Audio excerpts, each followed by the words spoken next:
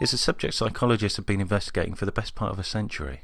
In this video I wanted to share a couple of the old pioneering studies in this area, plus a recent neurological study that offers surprising ideas on just how deeply we're affected by group opinion. I'll end with some personal observations and an invitation.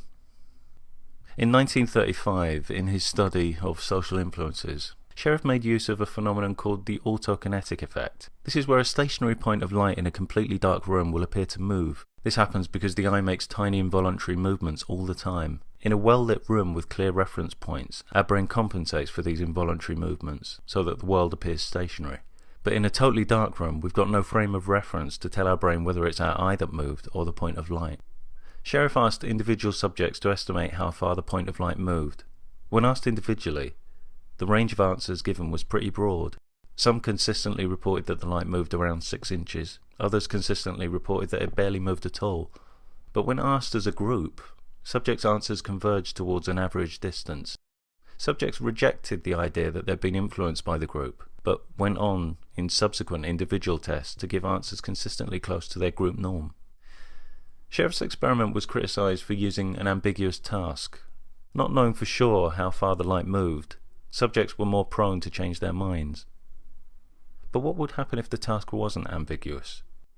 In the 1950s, Ash addressed this question using very concrete stimuli.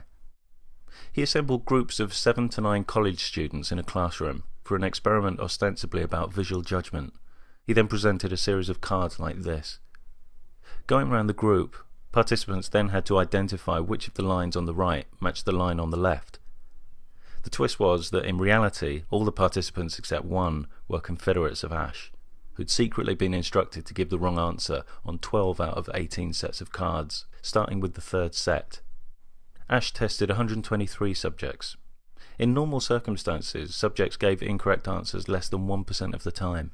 With the social pressure of the confederates applied, that shot up to an incidence of around 37%, with 74% of subjects conforming to the majority on at least one critical trial. Subjects didn't necessarily conform straight away. Some started out defying the group for a couple of rounds, but became gradually more hesitant and quiet before conformity eventually kicked in.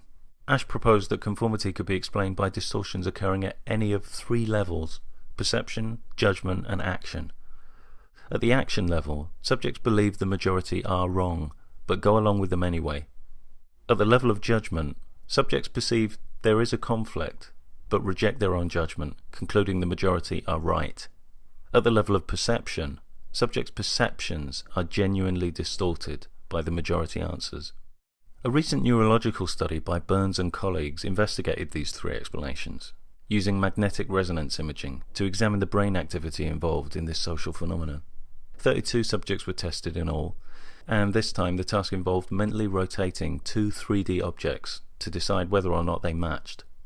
As with Ash's experiments, the rest of the group were confederates, instructed to give predetermined right or wrong answers. Consistent with Ash's findings, subjects on average conformed 41% of the time. But of course the main thrust of this experiment was to see what parts of the brain were associated with this conformity. If conformity occurred at the level of perception, areas like the occipital and parietal lobes used in visual spatial awareness would be expected to show activity. If it occurred at the level of judgment and action, other areas would be predicted, such as the orbitofrontal cortex used in decision making. The MRI scans showed activity in the occipital parietal network, supporting the perception explanation. If it's true that subjects' perceptions are genuinely distorted, that means that group opinion has the potential to affect an individual's information processing on a very profound level. Now, I'd suggest it's not possible to generalize these results back to Ash's subjects. I'd suggest there's a substantial difference in difficulty between the 2 tasks, so that with the rotation task, subjects might well be more prone to rely on other people's judgments. To be sure the same brain processes are at work in Ash's experiment, subjects would have to be tested doing his single-line task. And even though the perception explanation was supported here, we know that the other 2 processes do exist. We can all think of instances in our lives when we've knowingly gone along with the majority despite private reservations or preferences. There are loads of human mechanisms that can work for us or against us. Our pattern-seeking behaviours led to all kinds of scientific breakthroughs, where we've correctly identified valid patterns in nature. It's also given rise to all kinds of irrational superstitions, where we've imagined patterns and relationships that have no basis in reality. Clearly, conformity can have its advantages. It can give social life a convenient structure, predictability. It allows us to maintain all sorts of helpful social conventions like queuing, without the hassle of constant challenge and renegotiation. But it begins to work against us when we allow ourselves to be tyrannized by group opinion in areas where group opinion simply shouldn't figure. We can end up distorting huge chunks of our authentic selves for absolutely no good reason. Chunks of autonomy, personal desires and preferences that have no impact on others, valid objections on important issues. It's my contention that we give up a lot more than we know.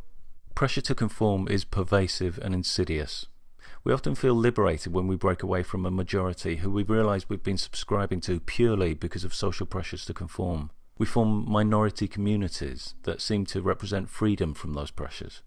We then find that these minority communities can become rife with exactly the same pressures to conform to them. In a 2007 study into how we assess group opinion, Weaver and colleagues found that hearing an opinion repeated 3 times by the same person in a group had almost exactly the same impact as hearing the same opinion expressed by 3 different people in a group. Weaver argues that we assess an opinion's popularity by how familiar it is to us, how many times we've heard it. And unfortunately, our brains don't always distinguish between an opinion expressed by many individuals and an opinion merely repeated by the same few.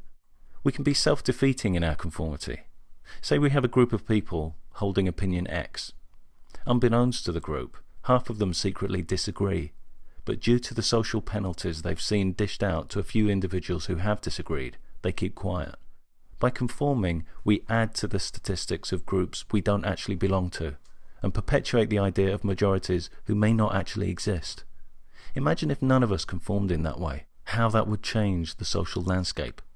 Just knowing about Ash's experiment makes us less susceptible as potential subjects in similar experiments. The more aware we are of our vulnerabilities to conform on any level, the better we're able to defend against it. It's easier to be skeptical towards groups we don't belong to, or that we've broken away from. But conformity really kicks in the groups we identify with. To get the support and acceptance we might seek from those groups, we can find ourselves giving up more than we bargained for in return. Being part of a group doesn't mean agreeing with every part of that group. We should always feel able to voice legitimate criticisms with any group, whether that's family, friends, social interest groups, whoever. When we stop feeling able to do that, we give those groups a status and authority that they don't deserve, and that they actually don't possess. If a group can't handle legitimate dissent, it's not a group I want to be part of. Thinking is the first step. Doing is the next. Some people spend years reading self-help books, having profound realizations, epiphanies, breakthroughs in their head. Then they're sometimes deflated to find that with all that amazing awareness, their life doesn't seem to change. It doesn't change because despite their insights, they don't change their behavior. Awareness is important, but behavior is just as crucial. Burns' study showed that subjects who went against the group exhibited brain activity associated with emotional arousal. It feels risky to stand out, but as with most things, the more you do it, the easier it feels. I think it's important to push ourselves in life, to stretch ourselves. If we don't expect much from ourselves, we can stagnate. But expectations need to be realistic. Our own expectations and other people's expectations of us. Disappointing people can actually be very humanizing. It can give those we disappoint the opportunity to realize that their demands might not be reasonable.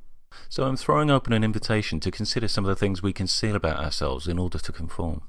Preferences, activities, beliefs, physical characteristics that violate no one, but for some reason we submit to a perceived consensus that they're unacceptable.